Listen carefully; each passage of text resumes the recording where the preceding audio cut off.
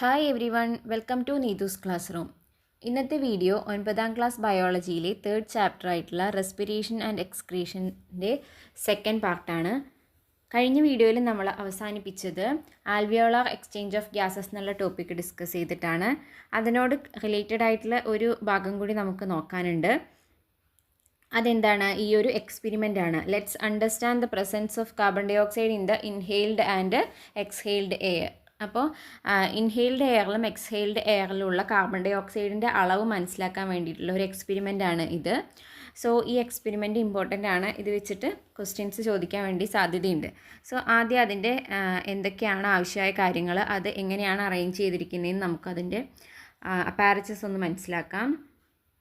So എന്തൊക്കെയാണുള്ളത് നോക്കൂ. ഒരു പ്രത്യേക രീതിയിലാണ് അത് അറേഞ്ച് ചെയ്തിരിക്കുന്നത് അല്ലേ. നോക്കൂ, 2 ടെസ്റ്റ് ട്യൂബുകളുണ്ട്. 2 ടെസ്റ്റ് ട്യൂബുകൾ ബി ആൻഡ് സി. 2 ടെസ്റ്റ് ട്യൂബുകളിലും എന്താണ് എടുത്തിട്ടുള്ളത്? 2 ഓപ്ഷൻ അവർ കൊടുത്തിട്ടുണ്ട്. ഒന്നില്ലെങ്കിൽ ലൈം വാട്ടർ അല്ലെങ്കിൽ ഹൈഡ്രജൻ കാർബണേറ്റ് സൊല്യൂഷൻ. ഇത് രണ്ടിൻ്റെ പ്രത്യേകത എന്താണെന്ന് വെച്ചാൽ ഇതിൽ കാർബൺ ഡൈ ഓക്സൈഡ് മിക്സ് ആവുന്ന സമയത്ത് ഇതിന് കളർ ചേഞ്ച് ഉണ്ടാകും. ഓക്കെ, അപ്പോൾ ഇതിൽ ഏതെങ്കിലും ഒരു ഓപ്ഷൻ നമുക്ക് ചൂസ് ചെയ്യാം. എന്നിട്ട് അതിൽ അറേഞ്ച് ചെയ്തിരിക്കുന്ന ട്യൂബുകൾ എങ്ങനെയാണെന്ന് നോക്കൂ. ഇവിടെ നിന്ന് പുറത്തുനിന്നുള്ള എയർ കയറാൻ വേണ്ടി ബി ടെസ്റ്റ് ട്യൂബിൽ പുറത്തുനിന്ന് എയർ കയറാൻ വേണ്ടി ഒരു ട്യൂബ് ഉണ്ട്. ആൻഡ് ആ എയർ ഈ ലൈം വാട്ടറിലേക്കാണ് വരുന്നത്.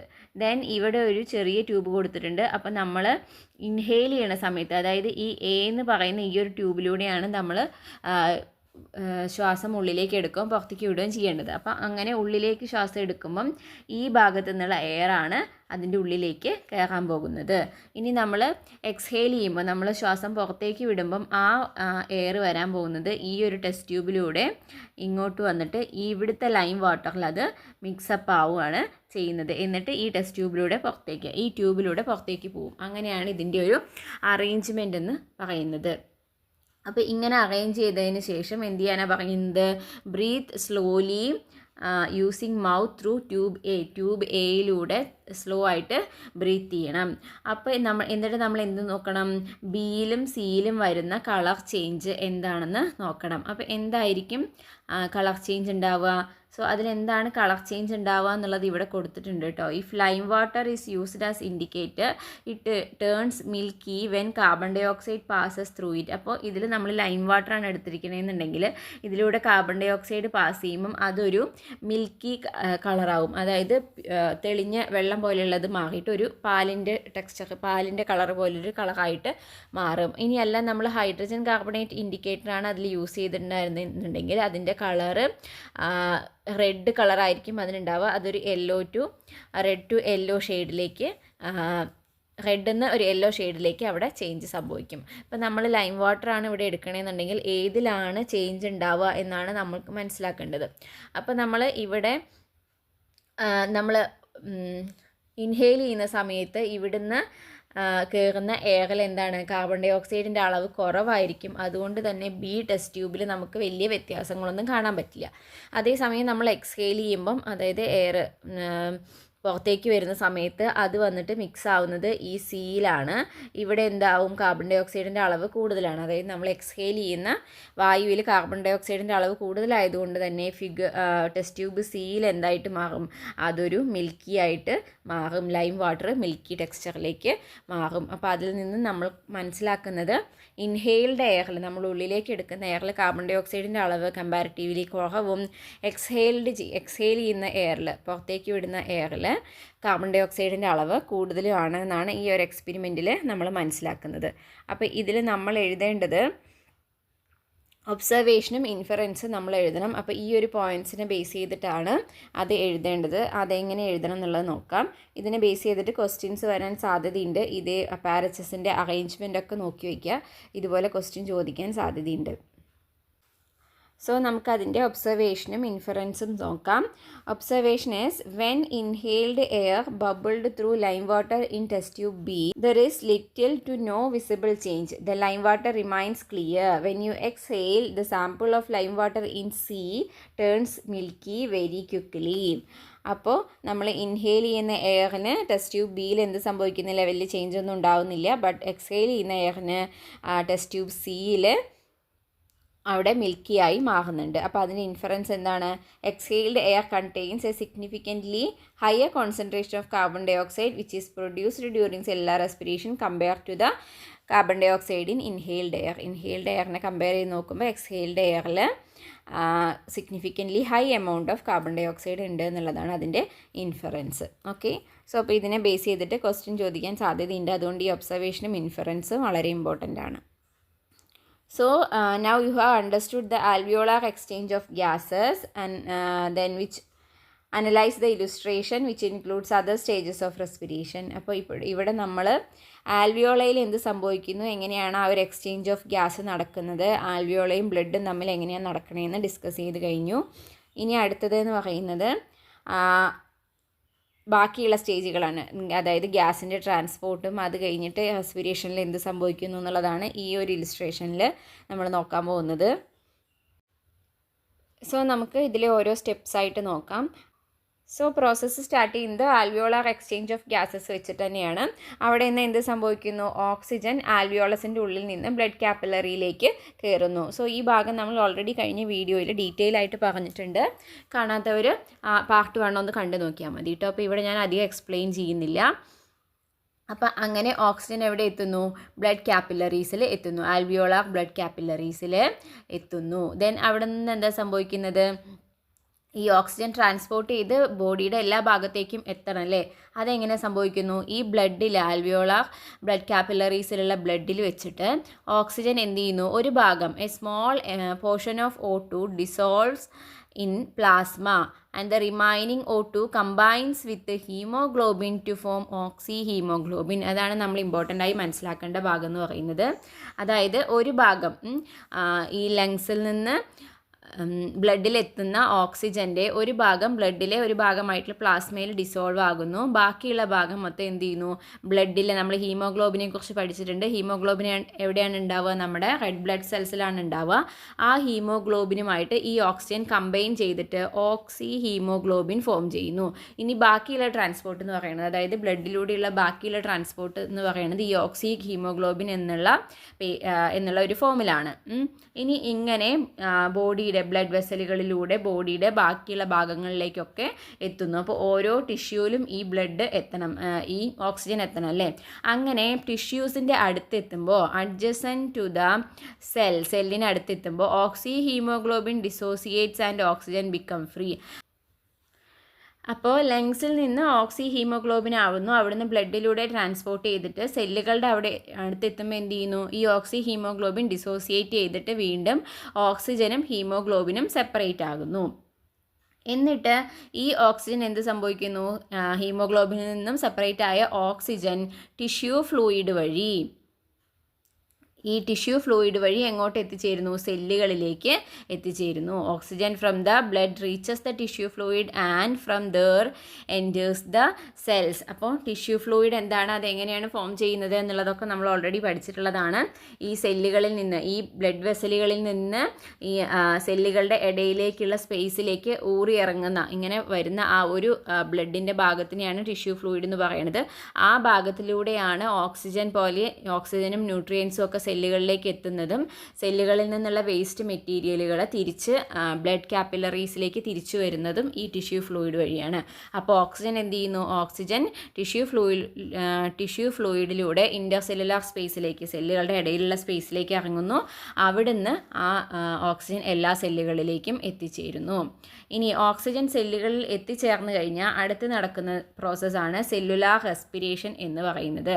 സോ സെല്ലുലാർ റെസ്പിറേഷൻ എന്താണെന്ന് ഇവിടെ കൊടുത്തിട്ടുണ്ട്. The process of breaking down of glucose using oxygen and releasing energy which occurs in cells.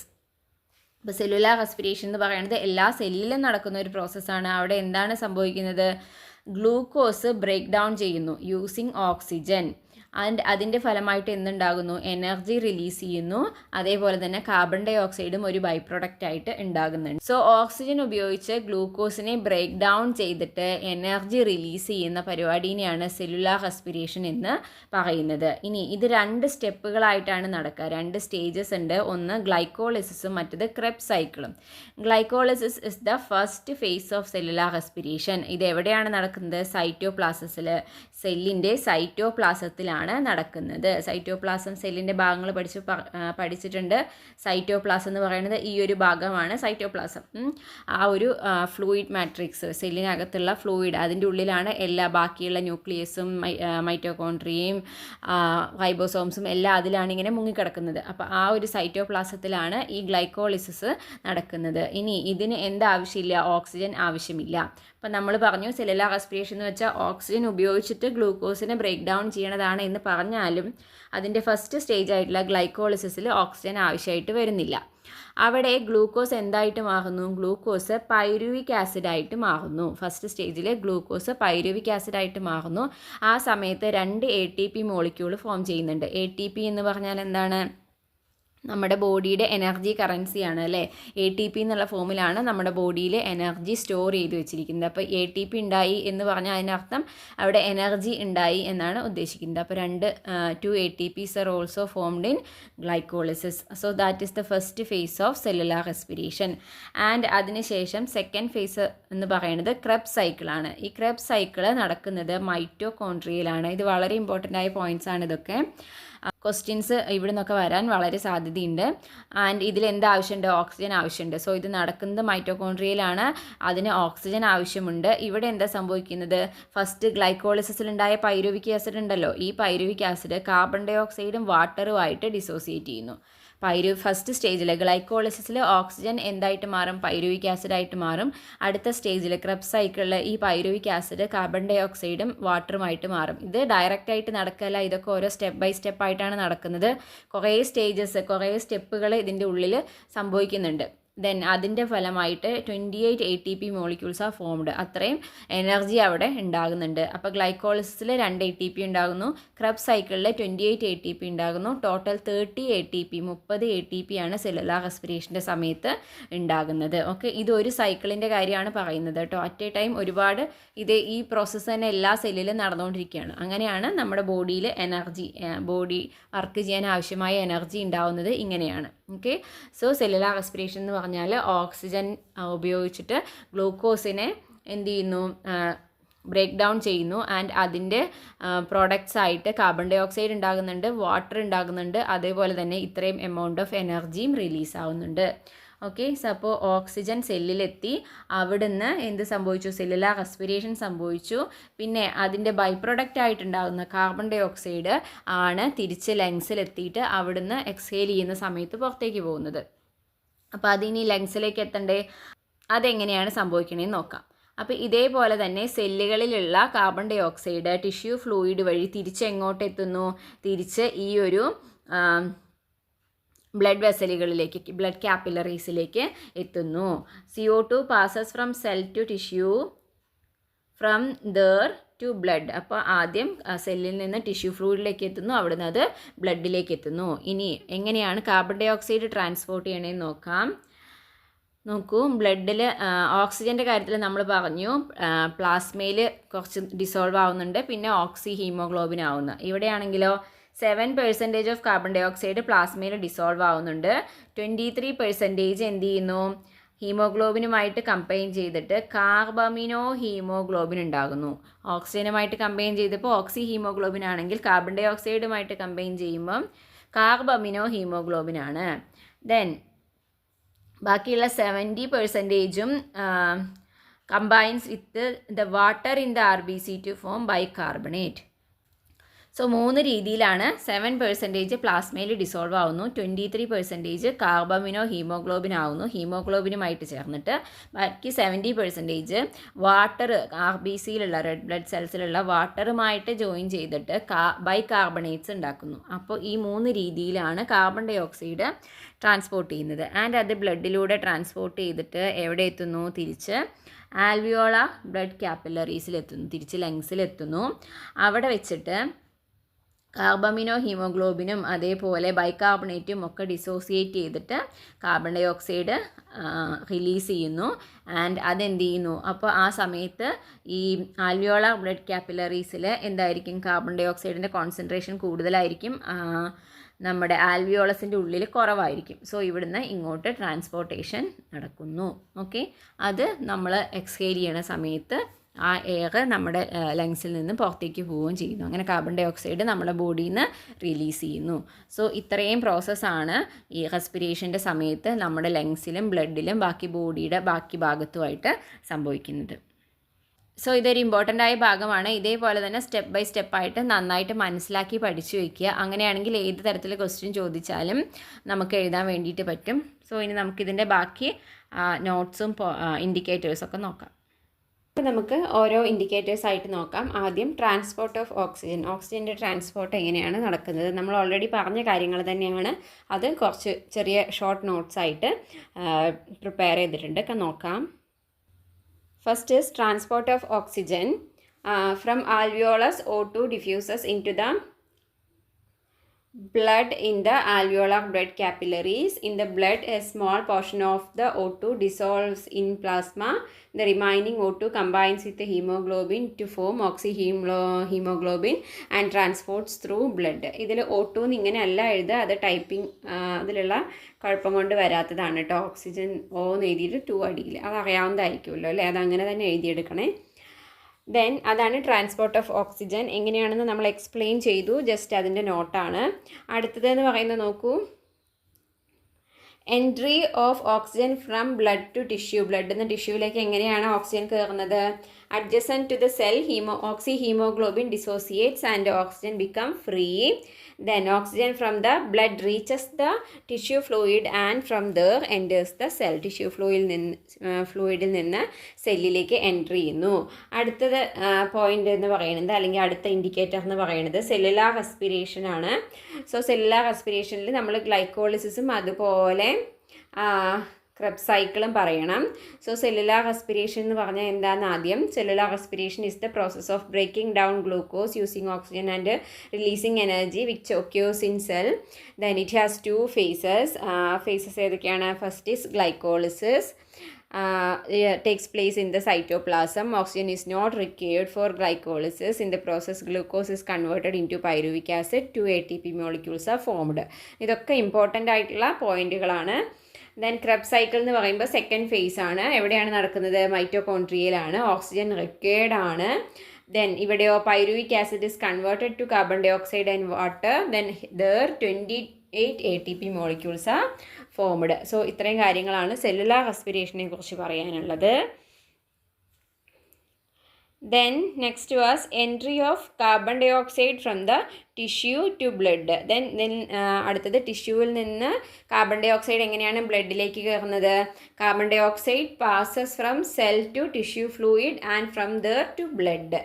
ആദ്യം ടിഷ്യൂ ഫ്ലൂയിഡിലേക്ക് വരുന്നു, ടിഷ്യൂ ഫ്ലൂയിഡിൽ നിന്ന് ബ്ലഡിലേക്ക് കയറുന്നു. ദെൻ അതിൻ്റെ ട്രാൻസ്പോർട്ടോ കാർബൺ ഡൈ ഓക്സൈഡിൻ്റെ ട്രാൻസ്പോർട്ട് എന്ന് പറയുമ്പോൾ ബ്ലഡിൽ 7% dissolved in plasma, 23 combines with haemoglobin. അവിടെ നിന്ന് എന്താ പറയുക? കാർബമിനോ ഹീമോഗ്ലോബിൻ ആണ്. ദെൻ 70% ബൈകാർബണേറ്റ്സ് ആയിട്ട്. In these forms carbon dioxide എവിടെ എത്തുന്നു? ആൽവിയോളാർ കാപ്പിലറീസിൽ എത്തുന്നു. ദെൻ ആൽവിയോളാർ കാപ്പിലറീസിൽ എത്തിക്കഴിഞ്ഞാൽ പിന്നെ അവിടുന്ന് എന്താണ്? Elimination of carbon dioxide. Carbon dioxide പുറത്തേക്ക് പോകണം. സോ അതിലെന്തൊക്കെയാണ് നടക്കുന്നത്? ആൽവിയോളാർ ബ്ലഡ് കാപ്പിലറീസ് വെച്ചിട്ട് കാർബമിനോ ഹീമോഗ്ലോബിനും ബൈകാർബണേറ്റും എല്ലാം ഡിസോസിയേറ്റ് ചെയ്തിട്ട് കാർബൺ ഡൈ ഓക്സൈഡായി മാറുന്നു. അതുകൊണ്ട് തന്നെ ആ സമയത്ത് ആൽവിയോളാർ ബ്ലഡ് കാപ്പിലറിയിൽ കാർബൺ ഡൈ ഓക്സൈഡിൻ്റെ കോൺസെൻട്രേഷൻ കൂടുതലായതുകൊണ്ട് കാർബൺ ഡൈ ഓക്സൈഡ് ആൽവിയോളസിലേക്ക് ഡിഫ്യൂസ് ചെയ്ത് ആൽവിയോളസിലെത്തുന്നു. അവിടുന്ന് എക്സലേഷൻ വഴി പുറത്തേക്ക് പോകുന്നു. അപ്പോൾ ഇതൊക്കെയാണ് മെയിനായിട്ടുള്ള ഇൻഡിക്കേറ്റേഴ്സ്. ലാസ്റ്റ് വണ്ണിൻ്റെ നമുക്ക് ആ ഒരു ടേബിളായിട്ട് തന്നെ നോക്കാം. ഒരു ഇൻഡിക്കേറ്ററും കൂടി ഉണ്ട് അതിൽ, ഫേസസ് ഓഫ് റെസ്പിറേഷൻ. അപ്പോൾ ഇതിൽ ഫേസസ് ഓഫ് റെസ്പിറേഷൻ എന്ന് പറയുമ്പം ഇൻഹലേഷനും എക്സലേഷനും വേണമെങ്കിൽ പറയാം. അല്ല ഫേസസ് ഓഫ് സെല്ലുലാർ റെസ്പിറേഷനാണ് ഉദ്ദേശിച്ചതെങ്കിൽ അത് ഗ്ലൈക്കോളിസിസും ക്രെബ്സ് സൈക്കിളും തന്നെയാണ്. സോ അതിൻ്റെ ഒരു ടേബിൾ ഇവിടെ കൊടുത്തിട്ടുണ്ട്. ഇനി അതൊന്ന് ഫില്ല് ചെയ്ത് നോക്കാം.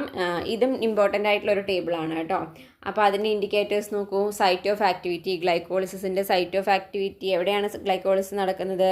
സൈറ്റോപ്ലാസത്തിലാണ്. ക്രെബ്സ് സൈക്കിൾ ആണെങ്കിൽ മൈറ്റോകോൺട്രിയയിലാണ്. പിന്നെ എന്തൊക്കെ സബ്സ്റ്റൻസസ് ആണ്? Substances that take part in the chemical process. ഏതൊക്കെ സബ്സ്റ്റൻസ് ആണ് ഗ്ലൈക്കോളിസിസിൽ വരുന്നത്? ഗ്ലൂക്കോസ് ആണ് അല്ലേ. ദെൻ ക്രെബ്സ് സൈക്കിളിലാണെങ്കിൽ ഓക്സിജനും അതേപോലെ പൈറുവിക് ആസിഡുമാണ് ക്രെബ്സ് സൈക്കിളിൽ വരുന്ന സബ്സ്റ്റൻസസ് എന്ന് പറയുന്നത്. അപ്പോൾ ഗ്ലൈക്കോളിസിസിൻ്റെ പ്രോഡക്റ്റ്സ് എന്താണ് വരിക?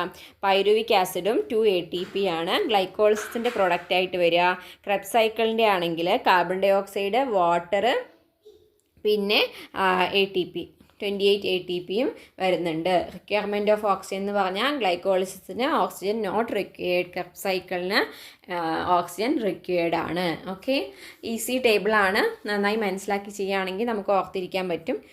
ക്വസ്റ്റ്യൻ ചോദിക്കാൻ ചാൻസ് ഉള്ള ഭാഗമാണ്. Okay, so ATP molecules formed as a result of respiration is the source of energy for body activities.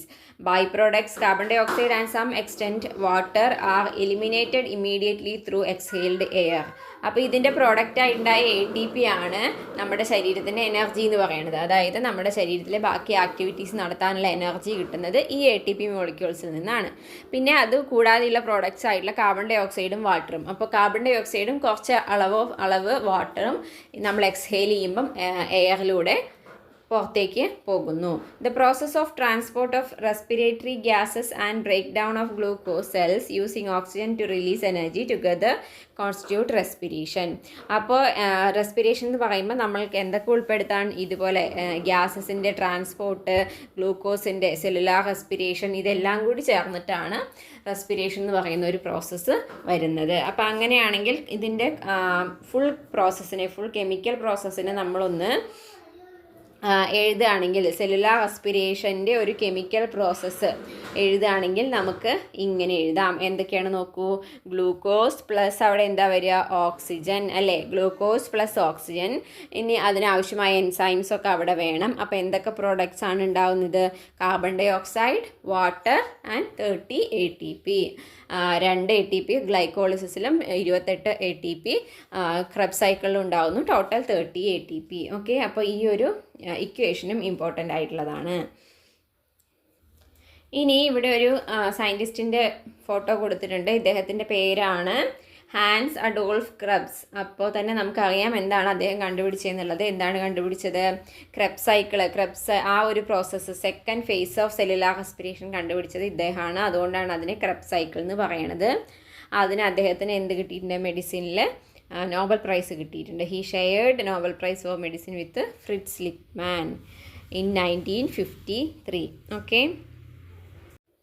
So നമ്മൾ ട്രാൻസ്പോർട്ട് ഓഫ് ഓക്സിജനിലും കാർബൺ ഡൈ ഓക്സൈഡിലും ഹീമോഗ്ലോബിൻ്റെ ഇമ്പോർട്ടൻസ് കണ്ടതാണ്. സോ നമ്മളിനി ഹീമോഗ്ലോബിനെ കുറിച്ചിട്ടുള്ള കുറച്ച് കാര്യങ്ങളാണ് നോക്കാൻ പോകുന്നത്.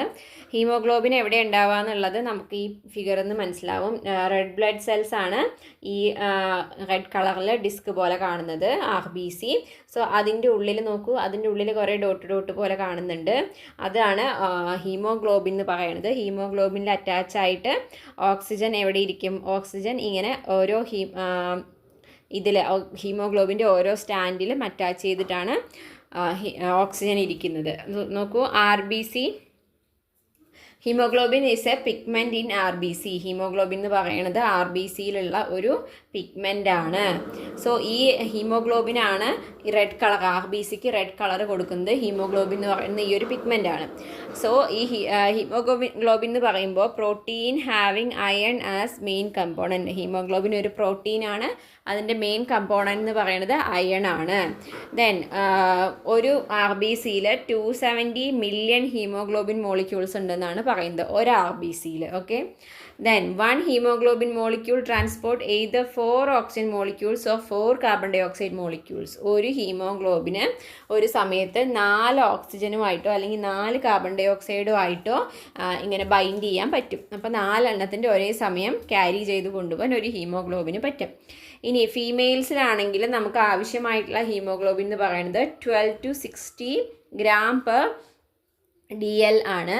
ഓക്കെ, മെയിൽസിലാകുമ്പോൾ അത് 14 to 18 ആണ്. ഓക്കെ, ദെൻ ഇനി ഇതിൽ ഹീമോഗ്ലോബിൻ്റെ അളവ് ബ്ലഡിൽ കുറയുന്ന അവസ്ഥയെയാണ് അനീമിയ എന്ന് പറയണത്. ഓക്കെ, നമ്മൾ പറയാറുണ്ട് അല്ലേ, അനീമിക്കാണ്, ഹീമോഗ്ലോബിൻ കുറവാണ്, അപ്പോൾ അനീമിക്കാണ്, നമുക്ക് അതിൻ്റെ ബുദ്ധിമുട്ട്, വളർച്ച അങ്ങനെയൊക്കെ പറയും, പ്രത്യേകിച്ച് ഈ ഗ്രോയിങ് ഏജിലുള്ള കുട്ടികൾക്കൊക്കെ. ഓക്കെ, അപ്പോൾ അതിൻ്റെ കാരണം ഇതാണ്. അപ്പോൾ നമുക്ക് ഹീമോഗ്ലോബിൻ്റെ അളവ് കുറയുമ്പോൾ എന്താ സംഭവിക്കുക? ഓക്സിജൻ ക്യാരിയിങ് കപ്പാസിറ്റി കുറയും നമ്മുടെ ബോഡിയുടെ. അപ്പോൾ ഈ എനർജി എടുക്കാനുള്ള കപ്പാസിറ്റി കുറയും, ഒക്കെ കുറയും. അത് നമ്മുടെ ബോഡീനെ ബാധിക്കും. ഇനി അതുമായിട്ട് റിലേറ്റഡ് ആയിട്ടുള്ള 1-2 ക്വസ്റ്റ്യൻസ് കൊടുത്തിട്ടുണ്ട്. ആദ്യം സൈഡിൽ കൊടുത്തിരിക്കുന്ന ക്വസ്റ്റ്യൻ നോക്കാം. What are the conditions that lead to decrease in the level of haemoglobin? What are the different types of anaemia?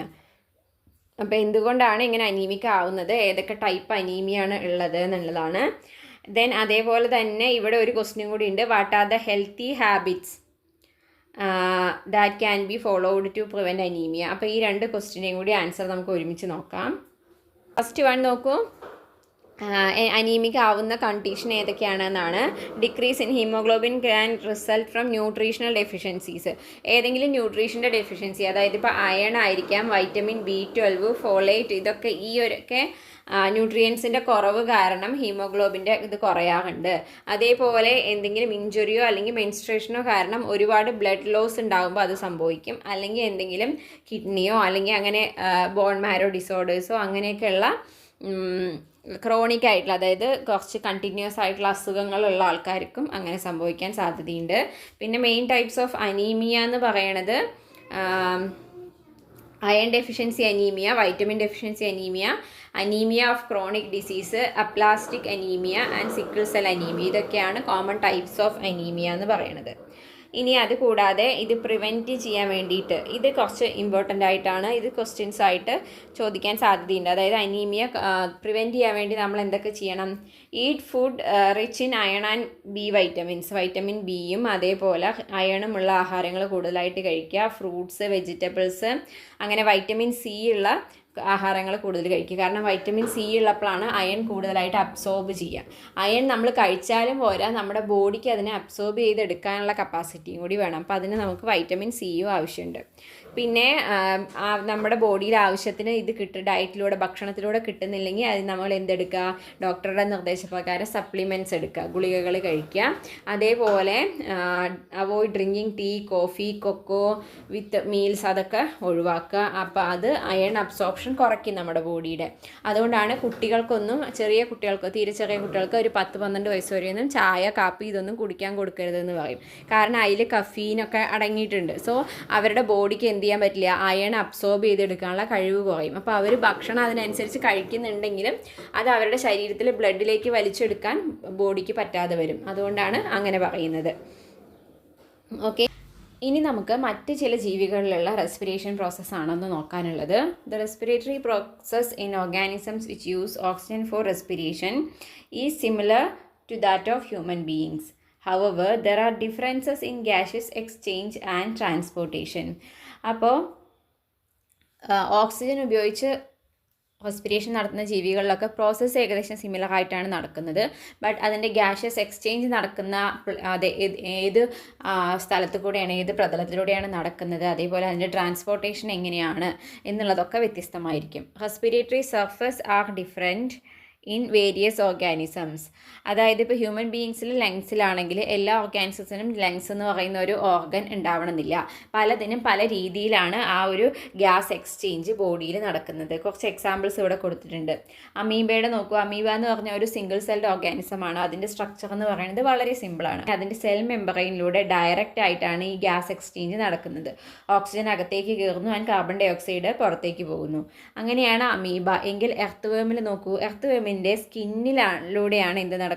ഈ ഒരു ഗ്യാസ് എക്സ്ചേഞ്ച് നടക്കുന്നത്. ഓക്സിജൻ നേരിട്ട് സ്കിന്നിലൂടെ ബ്ലഡിലേക്ക് കയറുകയാണ് ആൻഡ് കാർബൺ ഡൈ ഓക്സൈഡ് ബ്ലഡിൽ നിന്ന് നേരിട്ട് സ്കിന്നിലൂടെ പുറത്തെ അന്തരീക്ഷത്തിലേക്ക് പോവുകയാണ് ചെയ്യുന്നത്. ഇനി ഫിഷിലാണെങ്കിൽ ഗിൽസ് എന്ന് പറയുന്ന ഈ ഒരു ഭാഗത്ത് കൂടെയാണ് നമ്മൾക്ക് മീനിൻ്റെ ആ ഒരു ചെകിൾ, ആ ഒരു ഭാഗം പൊളിച്ച് നോക്കിക്കഴിഞ്ഞാൽ അതിൻ്റെ ഉള്ളിൽ ഇങ്ങനെ ഫാൻ പോലെ, വിശറി പോലെ അടുക്കി വെച്ചിരിക്കുന്ന ഒരു ഭാഗം കാണാൻ പറ്റും. അപ്പോൾ ആ ഭാഗത്തിനാണ് ഗിൽസ് എന്ന് പറയുന്നത്. അപ്പോൾ മീൻ ഇടയ്ക്കിടയ്ക്ക് ഇങ്ങനെ വായ തുറക്കണം കാണാം അല്ലേ. അപ്പോൾ അങ്ങനെ വായ തുറക്കുമ്പം മീനിൻ്റെ വായിലൂടെ വെള്ളം കയറിയിട്ട് ഈ ഒരു ഗ്യാപ്പിലൂടെ ഇങ്ങനെ പുറത്തേക്ക് പോവുകയാണ് ചെയ്യുക. അങ്ങനെ ആ പുറത്തേക്ക് പോകുന്ന സമയത്ത് ആ വെള്ളത്തിലുള്ള ഓക്സിജൻ ഈ ഗിൽസിലൂടെ ഉള്ളിലേക്ക് കയറുകയും കാർബൺ ഡൈ ഓക്സൈഡ് പുറത്തേക്ക് വരികയും ചെയ്യുന്നു. അങ്ങനെയാണ് ഫിഷിൽ റെസ്പിറേഷൻ നടക്കുന്നതും ഗ്യാസ് എക്സ്ചേഞ്ച് നടക്കുന്നതും. അപ്പോൾ അങ്ങനെ ഓരോ ജീവിയിലും വ്യത്യസ്തമായ രീതിയിലാണ് റെസ്പിറേഷൻ സംഭവിക്കുന്നത്.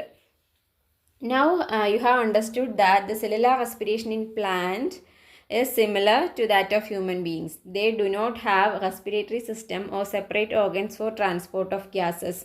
അപ്പോൾ ഇനി പ്ലാന്റ്സിൻ്റെ കാര്യം നോക്കുകയാണെങ്കിലും പ്ലാന്റ്സിലും ഈ സെല്ലുലാർ റെസ്പിറേഷൻ, അതായത് ഗ്ലൈക്കോളിസിസ് ആണെങ്കിലും ക്രെബ്സ് സൈക്കിൾ ആണെങ്കിലും ഇതൊക്കെ എവിടെ നടക്കുന്നുണ്ട്? പ്ലാന്റ്സിലും നടക്കുന്നുണ്ട്.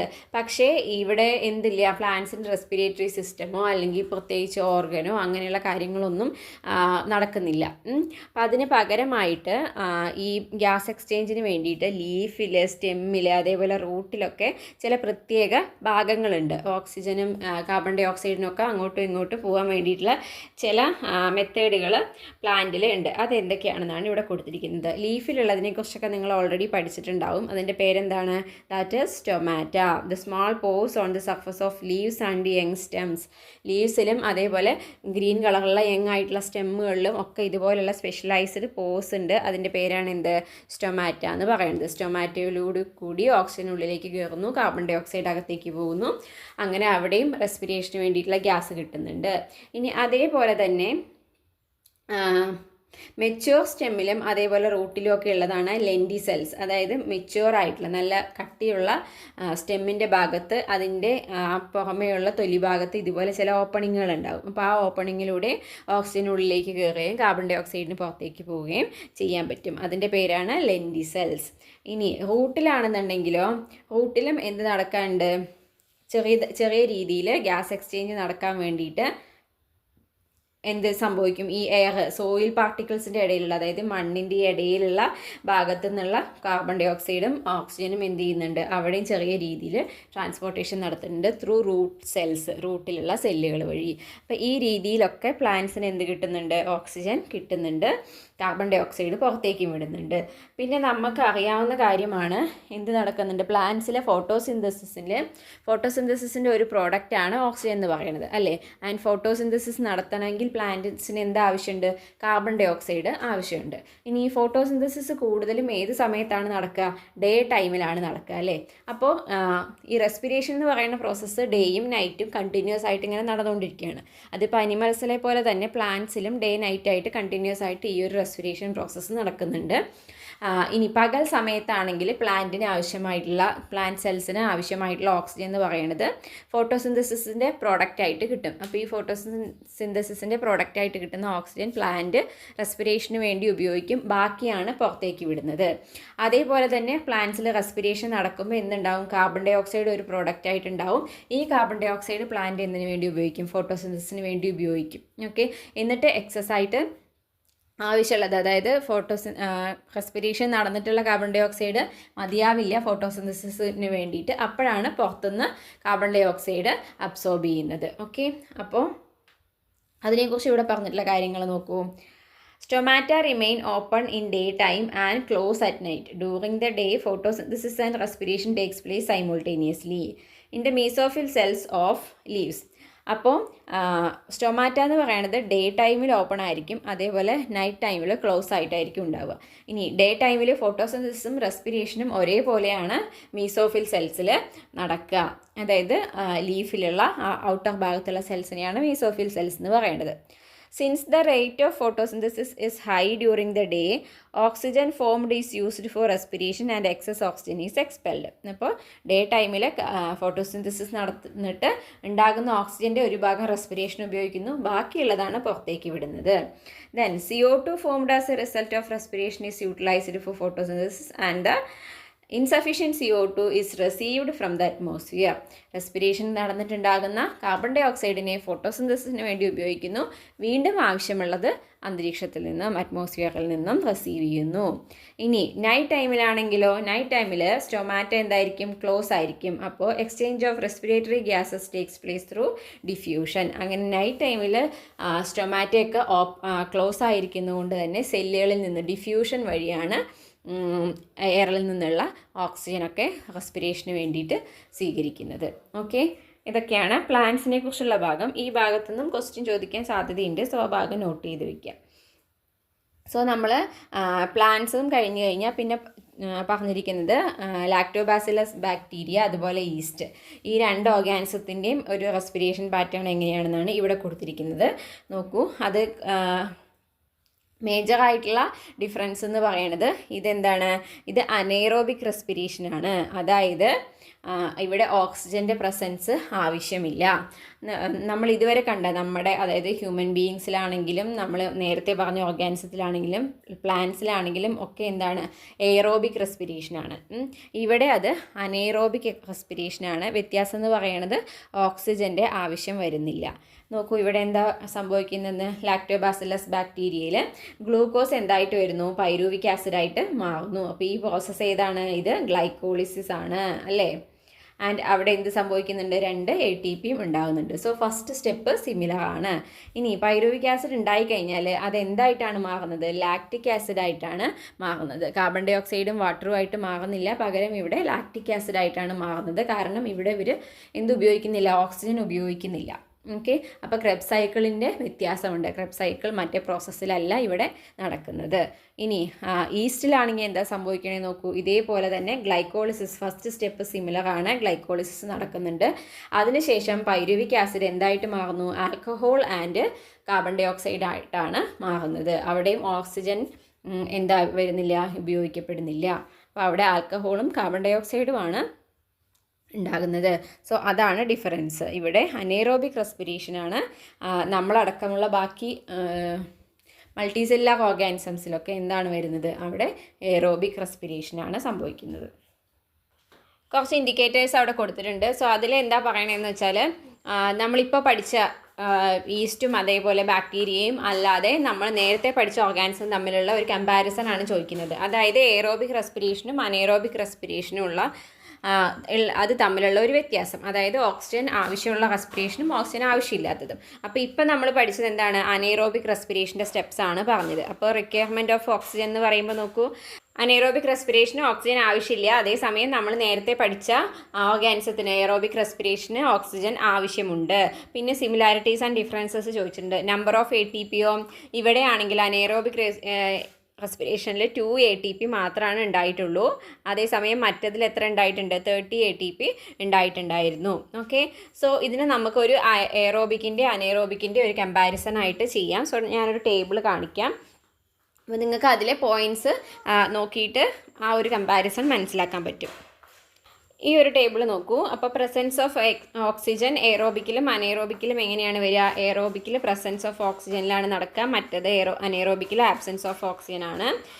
ബ്രേക്ക് ഡൗൺ ഓഫ് ഫുഡ് എന്ന് പറയുമ്പോൾ അവിടെ complete break down of food takes place. അതായത് ഗ്ലൂക്കോസ് കംപ്ലീറ്റ് ആയിട്ട് carbon dioxide and water ആയിട്ട് മാറുന്നുണ്ട്.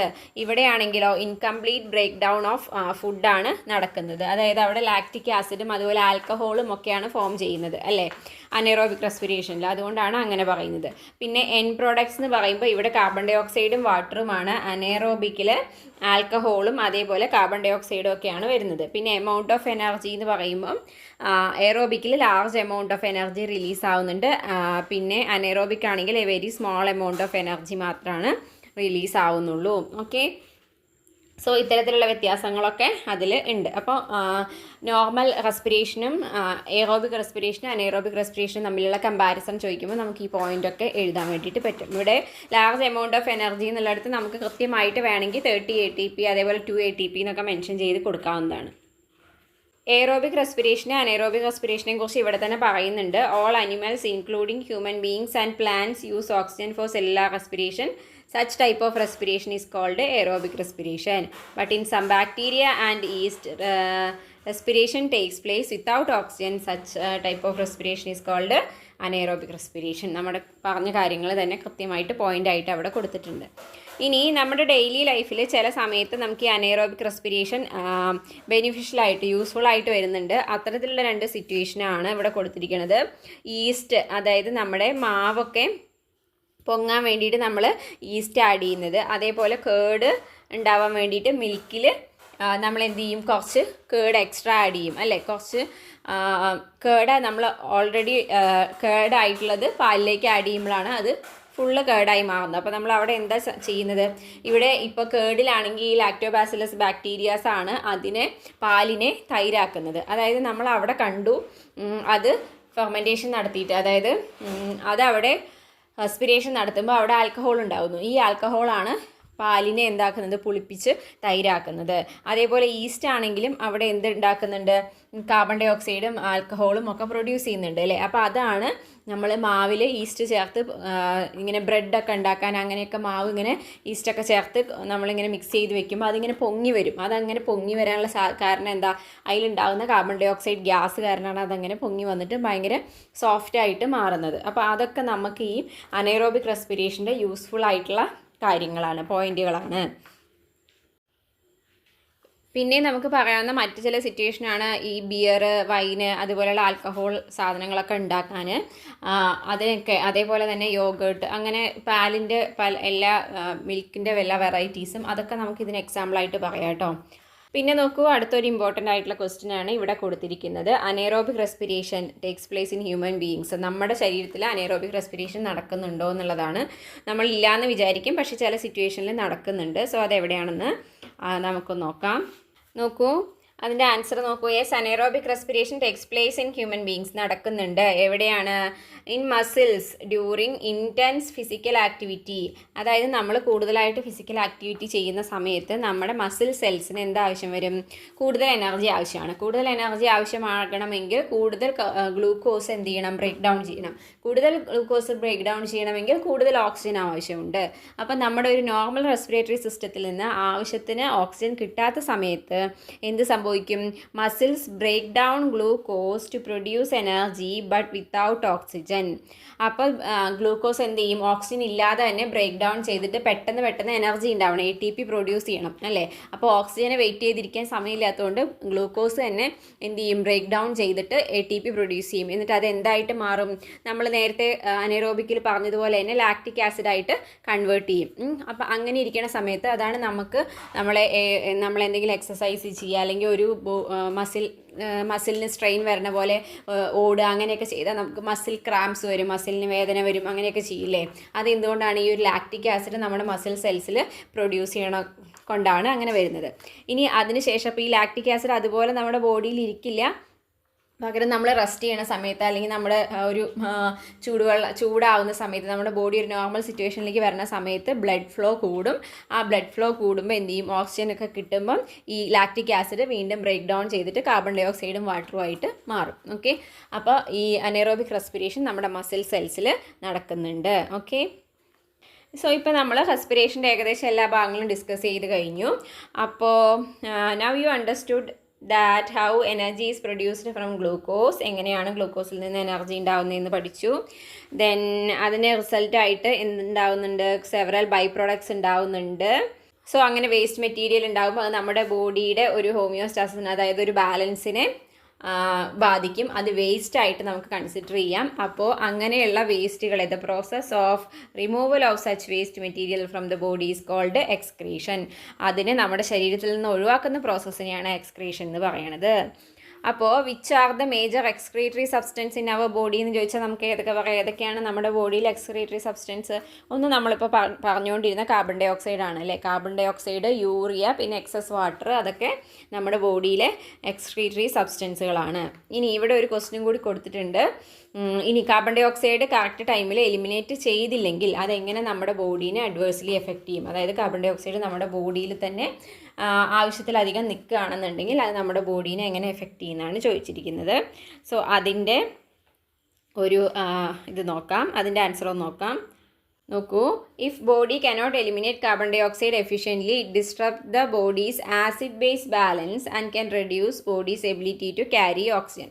അപ്പോൾ നമ്മുടെ ബോഡിയുടെ ഈ pH ലെവൽ കൂടും. The increase in the pH of blood effect the health of ലങ്സിനെ, റെസ്പിറേറ്ററി സിസ്റ്റം, ബാക്കിയുള്ള ബോഡി സിസ്റ്റത്തിനെയൊക്കെ എഫക്റ്റ് ചെയ്യും നമ്മുടെ ഈ ഒരു pH ബാലൻസ് പ്രശ്നമാകുമ്പോൾ. ഓക്കെ, സോ അതാണ് കാർബൺ ഡൈ ഓക്സൈഡിൻ്റെ എഫക്റ്റ് എന്ന് പറയുന്നത്. സോ നമ്മൾ ഈ ക്ലാസ് കൺക്ലൂഡ് ചെയ്യാണ്. അവിടെ നമ്മൾ കാർബൺ ഡൈ ഓക്സൈഡിൻ്റെ എക്സ്ക്രീഷൻ നമ്മൾ ഡീറ്റെയിൽ ആയിട്ട് പഠിച്ചു. ഇനി നമുക്ക് യൂറിയയുടെയൊക്കെയാണ് പറയാനുള്ളത്. അതാണ് യൂറിയ സിന്തസിസ് ഒക്കെ ആയിട്ട് അടുത്ത ടോപ്പിക് ഉള്ളത്. അത് അടുത്തൊരു വീഡിയോ ആയിട്ട് ചെയ്യാം. അപ്പോൾ ഇന്നത്തെ ക്ലാസ് എല്ലാവർക്കും യൂസ്ഫുൾ ആയിട്ടുണ്ടാവുമെന്ന് വിചാരിക്കുന്നു. എന്തെങ്കിലും സംശയങ്ങളോ ക്ലാസ്സിനെ കുറിച്ചുള്ള നിങ്ങളുടെ അഭിപ്രായങ്ങളോ ഒക്കെ കമൻസിൽ അറിയിക്കുക. അതേപോലെ തന്നെ നിങ്ങളുടെ ഫ്രണ്ട്സിനൊക്കെ ഷെയർ ചെയ്ത് കൊടുക്കുക. ക്ലാസ് ഇഷ്ടപ്പെടുകയാണെങ്കിൽ ലൈക്ക് ചെയ്യുക. പിന്നെ നമ്മുടെ ചാനൽ മറക്കാതെ സബ്സ്ക്രൈബ് ചെയ്യുക. അപ്പോൾ അടുത്ത വീഡിയോയിൽ കാണാം. അതുവരെ bye. Thank you for watching.